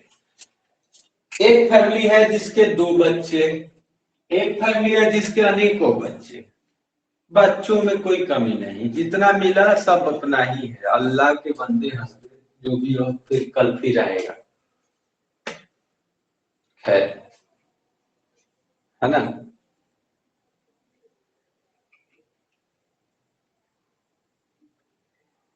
कुछ नहीं बन रहा है, कानून बन रहा है। सरकार नहीं बदल देंगे जब कानून बदलेंगे, ऐसा कानून बदलने वाला सरकार रखेंगे जी? हैं? बदल तो रहा ही है, अच्छा है। कानून तो बदल रहा है भाई, हम बदलेंगे तब। नहीं देगा, नहीं देगा, हम सरकार बदल देंगे। हमारे पास 16 को पैदा करके रखेंगे भाई, 16 तो वोट देगा किसी जमाने में। बात करते हैं, सरकार में बदल देंगे, बच्चा पैदा नहीं करेंगे भाई साहब, ये ध्यान रखिए। बच्चा पैदा करने में कोई कॉम्प्रोमाइज नहीं। मेरा मन ममः जीवनम ममः नियमः, मेरा मन मेरी मर्जी। चलिए, अब इसके नफा और नुकसानों को आप लोग भली भांति जानते होंगे, लेकिन फिर भी हम अपने मुख से कहना चाहते हैं, सुनो। 2 बच्चे जिसका पेरेंटिंग करना ज्यादा आसान होता है। 2 बच्चों को पालना तो मल्टीपल बच्चों को पालने से कहीं ज्यादा आसान होता होगा कि नहीं? फैमिली प्लानिंग, सरकार कहता था कि 2 बच्चों के बीच में कितना 2 साल का गैप रखिए, 2 साल की 3 साल का गैप रखिए, 4 साल का, है ना। लेकिन नहीं, हम लोग गैप जैसा कुछ नहीं मानते हैं। शादी हुई, पहला साल 1, दूसरा साल 1, तीसरा साल 1, चौथा साल अगर ऊपर वाला चाहा तो उसमें भी 1। कॉम्प्रोमाइज नहीं करेंगे, लेकिन कंटिन्यू लगातार चलेगा प्रोग्राम में कॉम्प्रोमाइज नहीं करेंगे। खैर, तो ज्यादा वल्गर हो जाएगा अगर हम बोलेंगे तो, लेकिन फिर भी parenting is more easy with 2 kids। 2 बच्चों के साथ पेरेंटिंग ज्यादा अब आसान है। इतना कोई नहीं करेगा, धीरे धीरे सब समझदार हो रहा है। अच्छा, घर में बैठने से सब लोग को ऐसा नहीं है। समझदारी लगता है, हैं? ऐसा नहीं क्या है, बोली अभी है? भी नमूना, ऐसा नहीं है, अभी भी नमूना सब दिखता है। वही बोल रहा है, घर में बैठने के बाद सबसे सबको ज्यादा लगता है कि गांव दुनिया में बदल होता रहा है। है। अच्छा, नहीं हो तो कभी एक बार हम चौक ऊपर से घूम के आइएगा तो पता चलेगा। कहीं कहाँ? नाम नहीं लेंगे, गाँव नाम में नहीं हूँ। लेंगे, नहीं तो इसको यूट्यूब पे डालना है, बवाल हो जाएगा। रहने दीजिए, नाम नहीं लीजिए, कटवा नहीं दीजिएगा, हम आपको बाद में बता देंगे। ठीक है। Parenting is easy with 2 kids, बहुत अच्छी बात है। ठीक है, इसमें क्या होता है कि पेरेंटिंग जो है वो कॉम्प्लेक्स हो जाता है। कॉम्प्लेक्स होने का अर्थ ये है कि एक माँ जो हर साल साल पे बच्चे को जन्म दे रही है, ठीक है, हर साल साल पे बच्चे को जन्म दे रही है। अब होता क्या है कि इस साल एगो, अगले साल एगो, वैसे में जो माँ है उसके हेल्थ पे भी प्रभाव पड़ता है बहुत बुरा। दूसरा, बच्चों के हेल्थ का आप सही ढंग से ख्याल नहीं रख सकते हैं। तो the first factor is health. ध्यान से देखते रहिएगा, ये फिर आगे पूछेंगे। First factor is health. 2 बच्चों के साथ अगर आप फैमिली प्लानिंग सही ढंग से करते हैं तो एक बच्चे 2 बच्चों के बीच में आपका 2 साल, 2.5 साल, 3 साल का अगर अंतराल है तो बच्चों के हेल्थ का भी आप ख्याल रख सकते हैं, पेरेंटिंग भी सही ढंग से हो सकता है। दूसरा चीज, यहां पे पेरेंटिंग इजी है। अब क्या करेंगे हम, बच्चों की स्कूलिंग अच्छे से हो जाएगी। बच्चों की स्कूलिंग अच्छे से हो जाएगी। आप चाहेंगे तो बच्चों में थोड़ा सा, मतलब अगर आप अच्छा खासा इनकम करना चाहें तो इनकम भी थोड़ा आप करते करते बच्चों को पढ़ा सकते हैं, वो कोई बड़ी चीज नहीं होगी। 2 बच्चों को पढ़ाना कोई ज्यादा मुश्किल काम नहीं।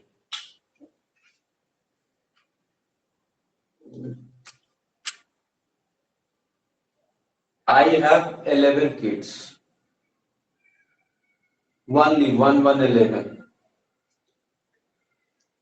कौन पढ़ रहा है, कौन कहाँ गया, कौन सड़क पे लेटरिन कर रहा है, कौन कहाँ जा रहा है, कोई अता पता नहीं है, कोई पता नहीं है। अब नतीजा ये होता है कि इसमें आपके बच्चे की स्कूलिंग भी सही ढंग से नहीं हो पाती। आप किसको भेजेंगे स्कूल? आपके पास 10 गो बच्चा होगा, आप प्राइवेट स्कूल में कैसे पढ़ाएंगे? आज के डेट में प्राइवेट स्कूल में अगर कोई घटिया से घटिया स्कूल है, 1000 रुपया महीना, 10 गो बच्चा है तो 10,000 का महीना। 10 गो बच्चा हम पैदा करेंगे, भाई साहब हमारे पास इतना टाइम कहाँ से आएगा कि 10 गो बच्चा पैदा करेगा, ऊपर से पैसा भी कमाए? देश में और कोई काम धंधा है कि नहीं? पैसा कमाएंगे तब पैदे होगा। मान लीजिए 10 गो बच्चे को पढ़ाना, ठीक है, कोई बड़ी बात नहीं। मान लीजिए कि 10 को पढ़ा दिए, कहां तक पढ़ लिए? लड़का हमारा 10वां तक पढ़ लिया। अब मजा आएगा 10वां के बाद। 10वां के बाद बउआ जाएगा इंटर में। इंटर में जाएगा तो तब तो सब लाइन से ना, एक इंटर में जाएगा, अगला जाएगा 12th में, तब तक दूसरा का इंटर। अब जाएगा तो एक कहता है कि भाई साहब हमको मेडिकल करना है, एक कहता है कि हमको इंजीनियरिंग करना है। इधर भी देख लीजिए, ये कहता है कि हमको मेडिकल करना है, तो 2 साल का तो गैप रहेगा ही गार्जियन के पास। अगर गैपिंग में रहता है तो मेडिकल करना है तो गार्जियन जो है इसका व्यवस्था करेगा, समझदारी के साथ, प्लानिंग के साथ कर पाएगा। ई बेचारे के ऊपर हमेशा चढ़ रहेगा, स्ट्रेस बनल रहेगा उसके ऊपर, भाई साहब अरे बाप रे, एगो निकल नहीं रहा है, अभी इंटर पास नहीं किया कि दूसरा का 11th में घुस गया है। अभी कहेगा कि मेडिकल और इंजीनियरिंग। अब मेडिकल और इंजीनियरिंग की तैयारी करने का 2 साल का फीस कम से कम आपको 4 लाख रुपया लगेगा। अगर बच्चा ठीक ठाक से पढ़ रहा है तो 3 लाख के आसपास कम से कम 2 बच्चे का तैयारी कराने में 3 लाख रुपया आपका लग जाएगा। कोई बात नहीं, हम 3 लाख रुपया कर्जा वर्जा ले लेंगे, बेच बाच लेंगे, फैमिली प्लानिंग किए, ठीक है भाई साहब। एक के बार 4 गो तैयार होगा, 4 गो को भेजेंगे, कम से कम लाख रुपये जोड़ लीजिए तो 1 साल में 4 लाख। तब बाकी के 6 गो के मुंह में क्या, मतलब 6 के मुंह पे टेप मार के थोड़े रखेंगे, उसको भी तो कुछ पावा जावे लागवे। तो इसमें क्या होगा कि इसकी स्कूलिंग जो है बहुत ज्यादा दूर तक सस्टेन नहीं कर पाएगी, बहुत ज्यादा दूर तक सस्टेन नहीं कर पाएगी। अब सपोज करिए कि वैसे में बच्चे की माँ जो बच्चे को लगातार जन्म देने के कारण बीमार है, वो क्या बच्चे की हेल्थ का ख्याल रख पाएगी सही ढंग से? अगर मान लीजिए कि एक बार में उसका 4 गो बच्चा बीमार पड़ जाए, भगवान ने करे कभी ऐसा हो, लेकिन अगर 4 गो बच्चा एक बार में बीमार पड़ जाए, किसी डॉक्टर के यहाँ उसको लेके जाना पड़े, 4 गो बच्चे का, डॉक्टर साहब 4 का 1600 रुपया फीस थमा दे उसको, बच्चे का इलाज करवा पाएगी ठीक से? दवाई लिखेगा फलाना ढिमकाना, तो उससे उसका बच्चे का सही ढंग से हेल्थ का भी इशू नहीं देख पाएगी। तो एक तो हेल्थ, दूसरा एजुकेशन। ठीक है, अब देखिए इसके पास दो बच्चे हैं, स्कूलिंग किया, अच्छे से पढ़ा, दोनों को कैसो कैसो गार्जियन बेड़ा पार लगा दिया, एक हो गया इंजीनियर, एक हो गया डॉक्टर। ठीक है, आइए इस साइड में सपोज करिए कि इसमें से एक के को इंजीनियर बने। वो इंजीनियर बन के भी अपने पिछले 9 को भाई बहन को नहीं पढ़ा पाएगा, उसके पास उतनी कैपेबिलिटी नहीं होगी कि वो अगले 9 को पढ़ा पाए, माई बाबू का बोझ हल्का कर पाए, उसके बस की चीज नहीं होगी। तो क्या करेंगे, अब देखिए इंजीनियर है, सपोज करिए कि किसी कंपनी में काम कर रहा, हाईली टैक्स पेड करेगा, मतलब अगर इसके पास अच्छा खासा इनकम है, पैकेज वैकेज अच्छा सा, मन से पढ़े हुए हैं, इसको अच्छा खासा पैकेज मिलेगा, सरकार को टैक्स जाएगा, तो ये क्या करेगा, इनकम जनरेट करेगा, that is called human capital. ये डॉक्टर है, सपोज करिए एक हॉस्पिटल खोलता है, अपने साथ साथ 10 को उसमें लेबर रखता है, 10 को उसका अपना नर्सिंग स्टाफ होता है, तब 50 आदमी को तो कम से कम रोजगार देगा, इसमें कोई कॉम्प्रोमाइज नहीं, 50 आदमी रोजगार में रहेगा ही रहेगा। अब 50 के रोजगार की वजह से कोई को रोजगार डायरेक्टली और इनडायरेक्टली उसके साथ जुड़ा हुआ होगा। कैसे जुड़ा हुआ होगा, स्टाफ को सैलरी देंगे जो भी हो, आमतौर पे देगी इसलिए बोल रहे हैं कि मेडिकल वाला प्रोफेशन लड़की लोगों को ज्यादा पसंद आता है, हालांकि उसमें हो सकता है लड़कों को भी पसंद आता है, लेकिन लड़की लोगों का फेवरेट कोर्स है नर्सिंग वगैरह। अब उसमें क्या करेगा कि अगर वो डॉक्टर रखे हुए हैं, डॉक्टर इसको पैसा देगा, तो पैसा वो क्या करेगा, खर्चा करेगा अपने बच्चे को पढ़ाने में, राशन को लाने में, या किसी और काम को करने में। तो इनडायरेक्टली इसके पीछे कई लोग जुड़े हुए हैं। इसमें आइए, ये क्या कर सकता है, इसमें से मान लीजिए 5 को खेती में लगल रहेगा, ठीक है, फिर 2-3 को और दोनों काम में, एक आध दो को पढ़ के भी निकल सकता है, ऐसा नहीं है कि बिल्कुल ही ना पढ़े, एक आध दो को पढ़ के निकल सकता है, बेचारा ज्यादा मेहनत करेगा तो पढ़ के निकल सकता है। तो किसमें आप पढ़ सकते हैं कि ज्यादा बच्चे और 2 बच्चों दोनों में डिफरेंस है, बच्चे कम ज्यादा 2-3 बच्चों में परेशानी बहुत कम होती है, लेकिन अगर 11 को हो तो उसमें बहुत परेशानी होता है, थोड़ा बहुत नहीं होता है, उसमें बहुत परेशानी होता है, बहुत ज्यादा दिक्कत होने लगता है।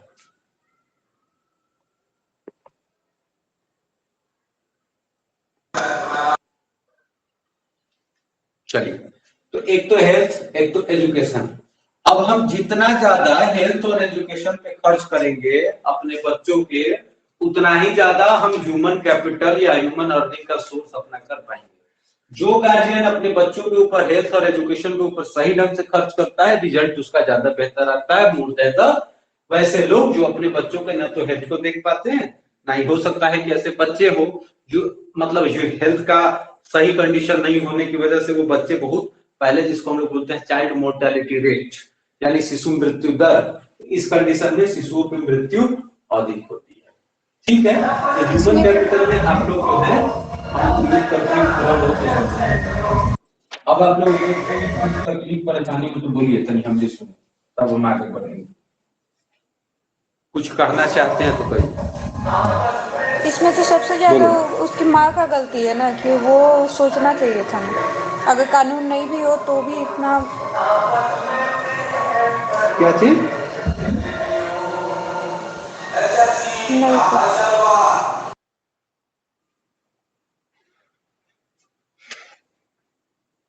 चलिए, अब हम देखते हैं कि हेल्थ, और अब इसके साथ हमारा नया टॉपिक क्या स्टार्ट होगा, हेल्थ एंड एजुकेशन सेक्टर। बढ़िया, सरकार पॉपुलेशन पे कंट्रोल करने के लिए बड़ी पॉलिसी लाती है, लेकिन हम लोग भी बहुत थेथर किस्म के इंसान हैं, नहीं मानेंगे। एक बार आया था नेशनल पॉपुलेशन पॉलिसी 2006 2000 ऐसे आया हुआ था। क्या, चलिए अब हम लोग देखते हैं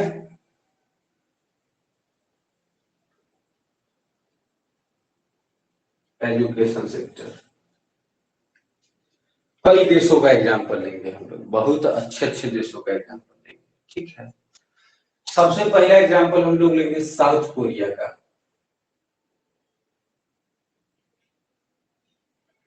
साउथ कोरिया अपने टोटल जीडीपी का 8% हिस्सा खर्चा करता है एजुकेशन में।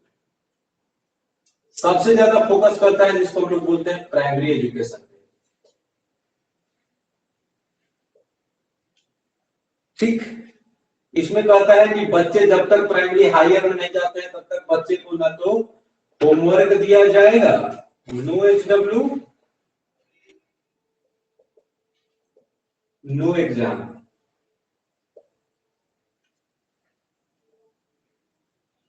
ठीक है, नहीं होमवर्क नहीं एग्जाम। आइए फिर हम लोग देखते हैं इसका फिलीपींस क्या का। चीज है सेकेंड लाइन? क्या चीज, क्या बोले, बोलिए। सेकेंड लाइन क्या है? ये प्राइमरी एजुकेशन।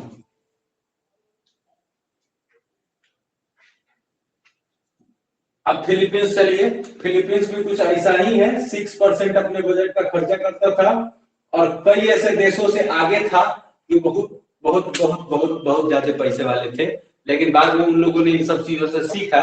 पर फिलीपींस थोड़ा सा पीछे है, लेकिन नॉट मोर बैक है, बहुत ज्यादा पीछे नहीं है। फिर आप एग्जाम्पल ले लीजिए, कई और ऐसे देश है जहाँ पे इस तरीके की व्यवस्थाएं की गई है। अच्छा, इसके अलावा अब आइए हम लोग अपने तरफ आते हैं एशियाटिक कंट्री में। एक मिनट रुकिए।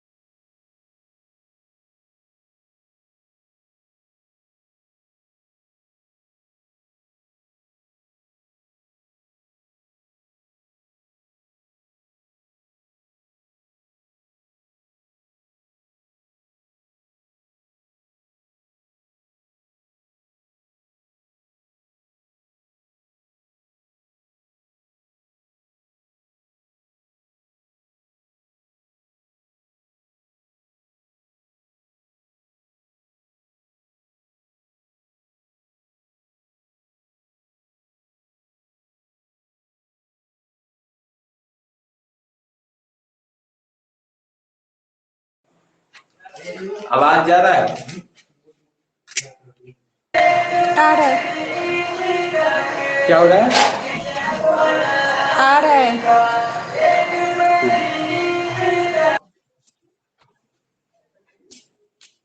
चलो,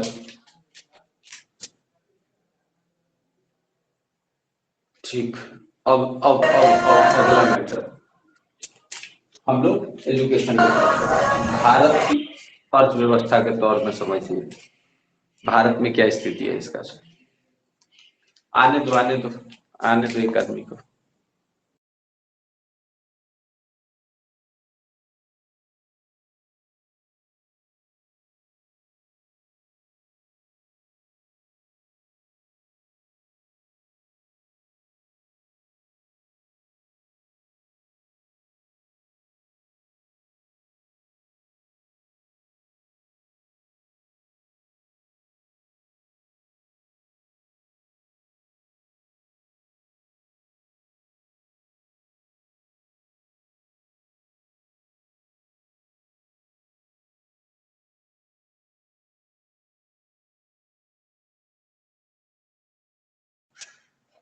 अरे मैसेज कर दो, बोलो आने।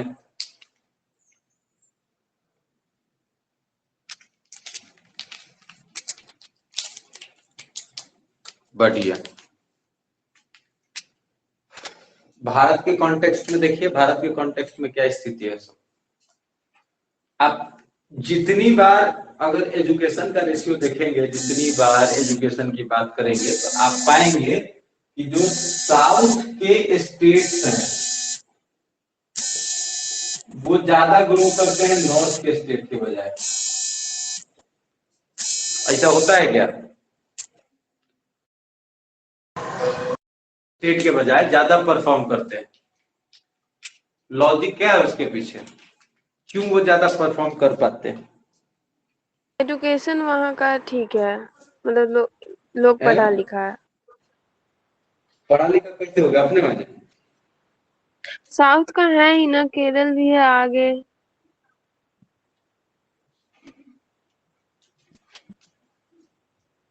क्या ऐसे क्या घूर?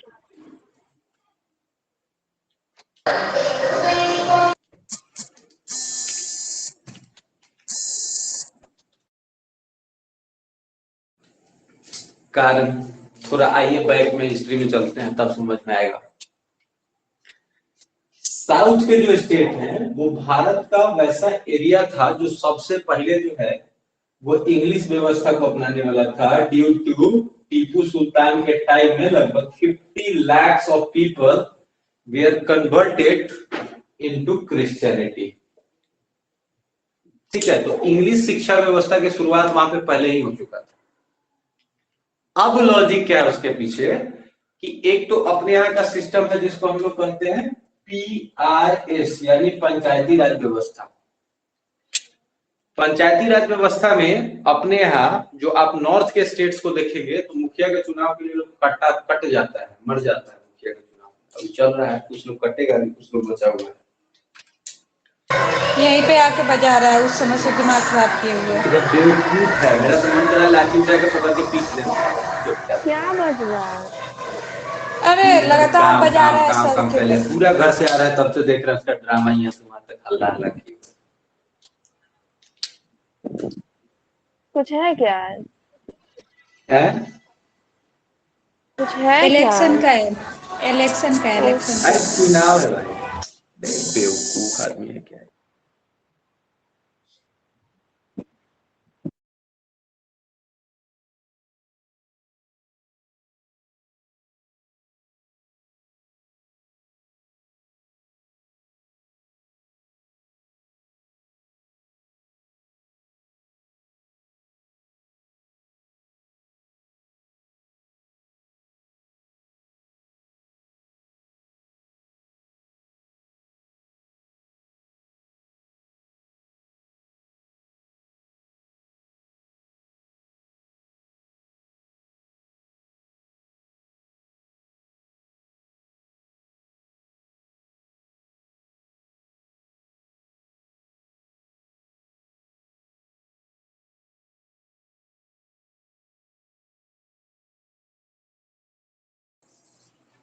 जा रहा है आवाज?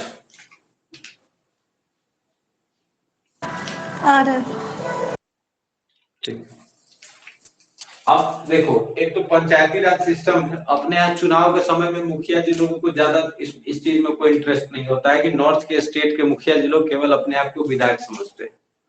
साउथ के कॉन्टेक्स्ट में देखिए तो साउथ का जो स्टेट फाइनेंस कमीशन होता है, स्टेट फाइनेंस कमीशन SFC, वो क्या करता है? स्टेट फाइनेंस कमीशन अपने पूरे स्टेट के बजट का लगभग 50% के आसपास केवल पंचायतों को दे देता है।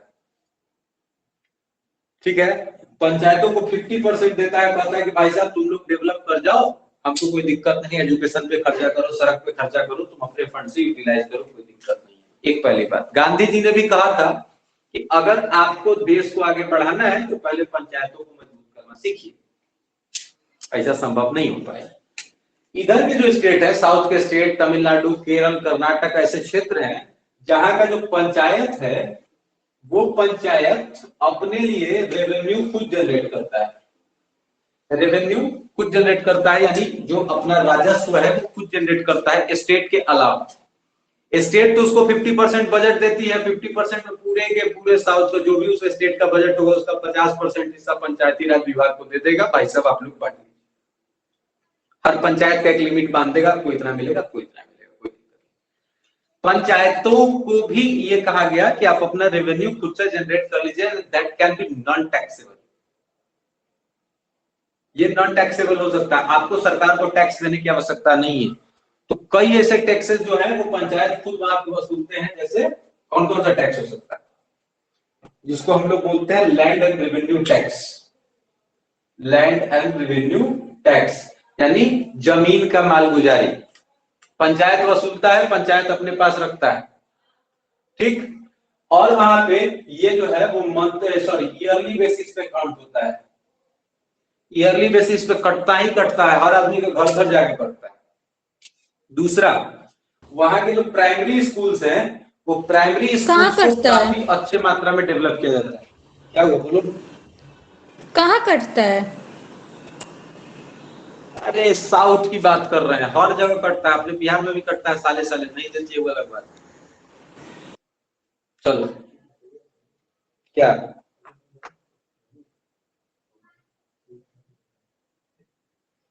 चलिए, अब एक तो ये हो गया। उसके बाद वो प्राइमरी स्कूल, मिडिल स्कूल, जो भी स्कूल है उसके इंफ्रास्ट्रक्चर, उसके टीचर, इन सब का पेमेंट देना पंचायत अपना समझती है। तो इससे क्या होता है कि लोकल लेवल पे हमको क्या एजुकेशन चाहिए, कैसे पढ़ाना है, क्या करना है, वो पंचायत खुद से डेवलप करवा लेता है। तीसरा काम करता है इलेक्ट्रिसिटी बिल, इसका जो कमीशन होता है वो पंचायत खुद रखती है, ठीक। चौथा काम जिसको बोलते हैं लोग हेल्थ एंड सैनिटेशन सिस्टम, मतलब स्वास्थ्य एवं क्या बोलते हैं उसको, जिसको आप बोलते हैं कि स्वास्थ्य वाली सुविधाओं को, वो हॉस्पिटल, पीएचसी वगैरह को भी वो खुद से मेंटेन करती है पंचायत, खुद फंड करती है उसको, खुद डॉक्टर को देखती है, मॉनिटरिंग कमेटी बना के रखे हुए हैं। इतना कमेटी बना के रखा है जितना एक स्टेट गवर्नमेंट के पास कमेटी ना हो, पंचायत खुद अकेले बना के रखती है। तो क्या इससे आप समझ रहे हैं कि उसके यहाँ एजुकेशन का सिस्टम डेवलप उसके यहाँ नहीं हुआ था, हमारे यहाँ हुआ। यहाँ क्या होता है, खिचड़ी का पैसा हम खान तू खा,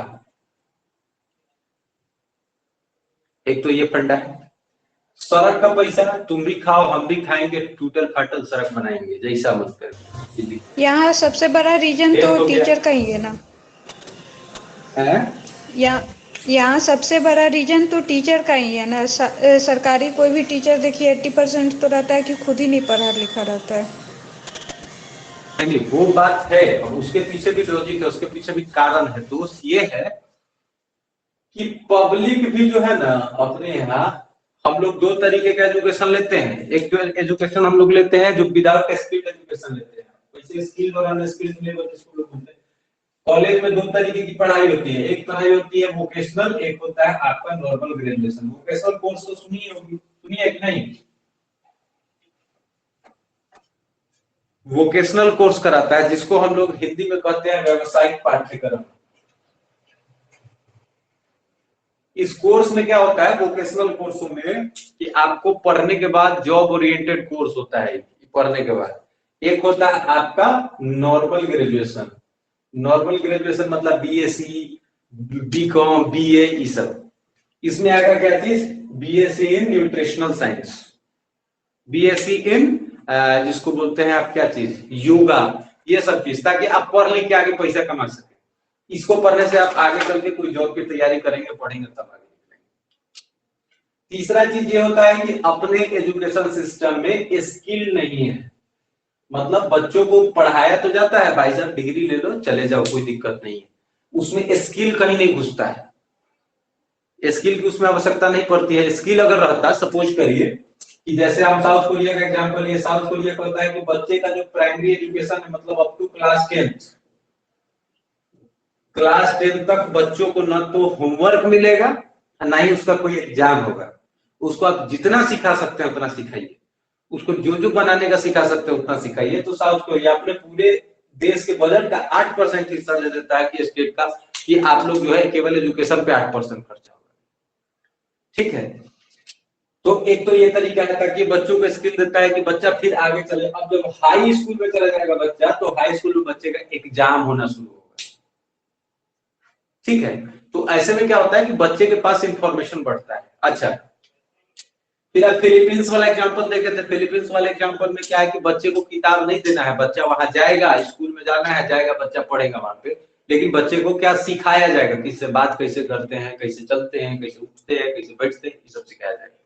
अच्छा, फिर आप जाएंगे दूसरे देशों में, अगर देखेंगे कई ऐसे देश है, एक और देश है नाम बोल रहे हैं, सिंगापुर है या कुछ ऐसे ही, सिंगापुर ही।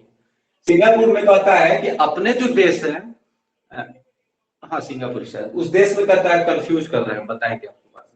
सिंगापुर वाले में क्या कहता है कि जो भी बच्चा है उस बच्चे को, मतलब आप कम से कम जो बच्चे का मिनिमम एज होगा वो 7 साल होगा एडमिशन का, 7 साल से कम के बच्चे का स्कूल में एडमिशन नहीं।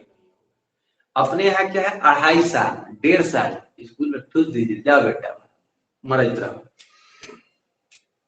अपने यहाँ स्कूल में एक स्किल होता है, स्किल वाला काम नहीं होता है, सॉरी। अब मान लीजिए कि सपोज करिए कि साइंस से रिलेटेड कुछ प्रोजेक्ट बच्चे को बनाने के लिए दिया जाता है, 10 गार्जियन का आप एग्जाम्पल लीजिए, जिसमें से 6 को कहेगा कि साला स्कूल वाला पैसा बर्बाद करवाता है, ठीक है।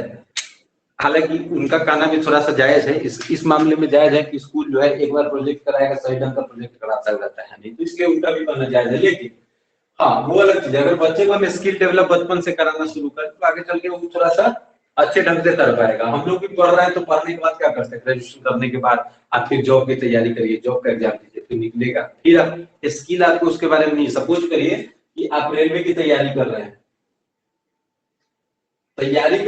But you have not any skill about the railways, आपको रेलवे के बारे में स्किल नहीं है, आप वहां जाएंगे तो आपको फिर ट्रेनिंग करना पड़ेगा आपको। तो ये चीजें हैं, तो हम लोग इस मामले में पीछे रहते हैं। फिर भी एनीवे, आप साउथ के स्टेट का एग्जाम्पल हम देख रहे थे, तो साउथ के स्टेट में क्या होता है कि उनके यहाँ वेस्टर्न एजुकेशन बहुत पहले से चल रहा था। हम लोग ठेठ गंवार आदमी थे, हम लोगों के एजुकेशन को बढ़ते बढ़ते बढ़ते बढ़ते अभी समय लगा है, थोड़ा बड़ा है, अभी बढ़ने में टाइम है, अभी बढ़ने में बहुत समय लगेगा। तो केरल जैसा राज्य जो है वो, एक तो केरल छोटा सा राज्य है, ठीक है, कर्नाटक बड़ा राज्य है, केरल छोटा सा राज्य है, इसलिए उसके पास जो है पढ़ाई लिखाई वाला पूरा का पूरा बसा हुआ है वेस्टर्न कोस्ट पे, उसके पास पूरा पूरा वेस्टर्न एजुकेशन है, जिसके वजह से उनके यहाँ डेवलपमेंट अधिक होता है। अच्छा, उसके यहाँ आप देखेंगे 2 तरीके के लोग हैं, लिबरल लोग हैं, लिबरल लोगों के बीच में आप देखेंगे कि sorry conservative type, liberal type लोगों का थोड़ा अलग है। तो लोग भारत के एजुकेशन सिस्टम पर उतना लोग काम नहीं करता, इसलिए नहीं करता है जहाँ अभी कह दिया कि हिंदी जो है आपको पढ़ाने प्राइमरी स्टेज पे, वो खत्म ना पढ़ाएंगे, हाँ ठीक है।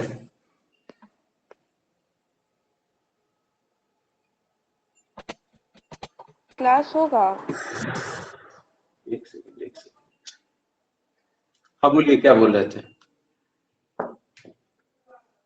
क्लास अभी चलेगा मतलब कुछ देर?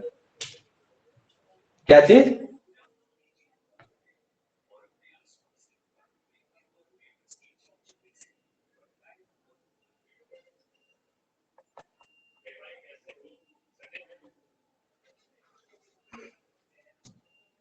तो एक ये तरीका हो गया। तो एजुकेशन के बैक होने के पीछे भी हमारा सबसे, और एजुकेशन तब नहीं मिल सकता है तो एजुकेशन के साथ साथ जुड़ा होता है हेल्थ केयर। जिस आदमी का हेल्थ ठीक नहीं होगा एजुकेट भी नहीं हो सकता, बुखार में पढ़ाई नहीं होता है। वो शायद ही कोई होता होगा बढ़िया आदमी जो बुखार में भी बढ़िया से पढ़ लेता होगा, सबके बस की बात नहीं। तो हेल्थ उसके साथ जरूरी है। हेल्थ के फैक्टर के लिए सरकार अलग अलग काम करती है। जब देश आजाद हुआ था तो इतने बच्चे पोलियो से मरते थे, जिसका चाइल्ड मोर्टेलिटी रेट भारत में बहुत ज्यादा था। अब जाके वो बहुत घटा है, पहले 76 बच्चे मर जाते थे, अब उसमें से घट के 34 या 30 के आसपास आ गया हुआ है। तो कहीं ज्यादा उसमें तो डिफरेंस हुआ ही है। 1000 बच्चों में 76 को बच्चा मर जाता था, अब 30 को 32 को बच्चा मरता है। बहुत हम लोग सुधरे हैं 70-75 सालों में, लेकिन फिर भी उसमें बहुत ज्यादा सुधार की आवश्यकता है हेल्थ के लिए। तो हेल्थ के लिए सरकार अलग अलग चीज करती है। एक तो आप देखते हैं आंगनबाड़ी की वजह से, आंगनबाड़ी की मदद से सरकार जो है, जो प्रेग्नेंट वुमेन है, उनके जो बच्चे हैं या छोटे बच्चे हैं जो 5 साल 6 साल के बच्चे हैं, उनको जो है न्यूट्रिशन प्रोवाइड करने के लिए सारी की सारी व्यवस्था उपलब्ध कराते रहता है सरकार, ठीक है। तो आंगनबाड़ी की मदद से आप देखेंगे, फिर आप देखेंगे कि जो लड़की है, जो औरत है, उसमें सबसे ज्यादा मात्रा में एनीमिया की कमी होती थी। एनीमिया मतलब तो ब्लड की कमी होती थी। तो सरकार अपने तरफ से मुफ्त में सारे लोगों को जो है ये हेमोग्लोबिन की गोली बंटवाती है कि भाई साहब तुम लोग खाओ फ्री में, लेकिन तंदुरुस्त रहो। कारण क्या है कि जब तक तुम तंदुरुस्त नहीं रहेगा देश का भला नहीं कर सकता है, पढ़ना लिखना ये सब कुछ लगा रहेगा उसमें, ये सारी चीजें उसका एक पार्ट है। फिर तो एक तो ये चीज है, फिर उसके बाद सरकार चलाती है मिड डे मील। ये मिड डे मील वैसे बच्चों के लिए है जो बच्चे स्कूल में चले गए, लेकिन गरीब परिवार के बच्चे हैं, भूखे रह रहे हैं या बहुत सारी तरीके की समस्याएं हैं, तो वैसे बच्चों के लिए सरकार मिड डे मील स्कीम लाई कि भाई साहब तुम स्कूल जाओ, दिन में तुम खाने का टेंशन मत लो, खाने का जुगाड़ तुम्हारा हम लगा रहे हैं, ठीक है। इस तरीके से हेल्थ को इम्प्रूव करता था सरकार। फिर देखा कि बहुत सारे बच्चा जो है मरता है इंजेक्शन की वजह से, तो क्या चीज, खसरा का टीका, बीसीजी का टीका, ये क्या बोलते हैं हेपेटाइटिस बी का टीका, सारे बच्चों को, जो बच्चे सरकारी जो प्राइवेट से लेते हैं उसका पता है, जो सरकारी बच्चे हैं सरकारी में जन्म लेते हैं उसको मुफ्त में वो सारे इंजेक्शन मिलते हैं। पोलियो का ड्रॉप, पूरे देश में बच्चे, पहले पोलियो से बहुत सारे बच्चे लंगड़े लूले हो जाते थे, सरकार ने चलाया इम्यूनाइजेशन प्रोग्राम, पल्स पोलियो अभियान। पल्स पोलियो अभियान में बहुत सारे बच्चों को पोलियो से इम्यूनाइज कर दिया गया, ताकि अब हमारे देश में पोलियो की जीरो कैपेसिटी। अब सरकार लगाई हुई है ट्यूबरकुलोसिस, यानी टीबी के पेशेंट अपने यहाँ बहुत ज्यादा है, तो ट्यूबरकुलोसिस के लिए सरकार कह रही है कि भाई साहब अब आपको जो है देश से ट्यूबरकुलोसिस को भगाना है, ठीक। तो इस तरीके का काम अपने यहाँ बड़े हाई लेवल पे चलता आ रहा है, अभी भी उम्मीद करते हैं कि आगे चलेगा, ठीक है।